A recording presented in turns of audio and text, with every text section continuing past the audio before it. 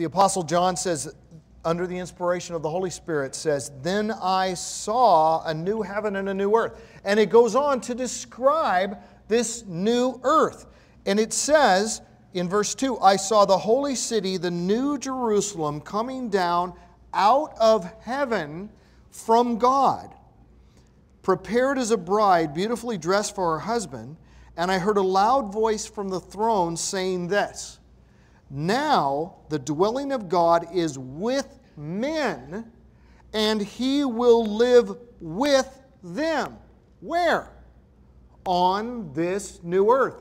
He comes down out of heaven, brings the new Jerusalem down out of heaven to be on this place that is called the new earth. It's not called a non-earth, it's called a new earth. Just like our bodies that we will have after the resurrection aren't non-bodies, they're new bodies. They are the old bodies made new. Remember in the biblical account of Jesus, He dies, His body is in the grave, and then He rises up from the grave, and He has this new body. Now, was His old body still in the grave? No. His new body was His old body made new. The new earth will be the old earth made new. And some of you have read the Bible enough that you know in 2 Peter 3 it says that the earth will be destroyed.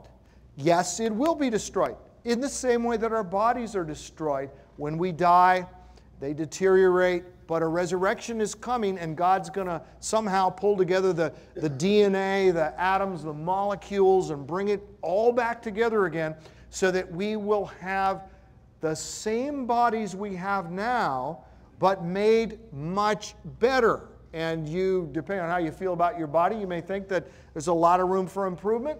The point is that it is going to be made better and no longer subject to sin and death and pain and disease and all of those things.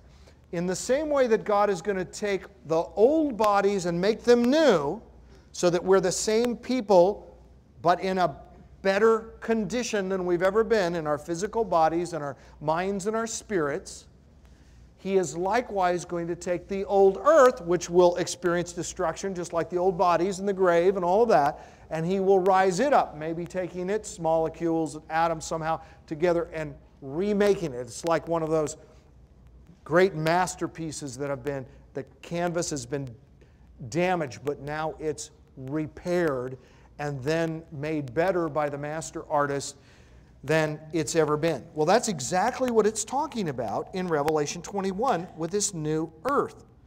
"And I heard this loud voice saying, 'Now the dwelling of God is with men, and He will live with them, and they will be His people, and God Himself will be with them and be their God.'" Now listen to the promise. Now think about all of the hard things that you have faced in your life and maybe are facing right now.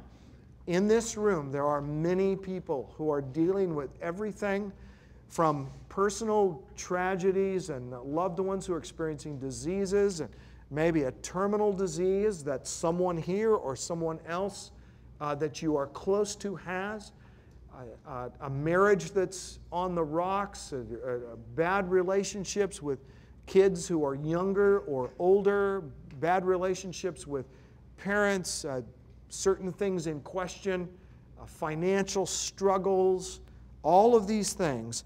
Here's the promise of God to those who believe in Him, trust Him, and look at the work of Jesus Christ on the cross on their behalf.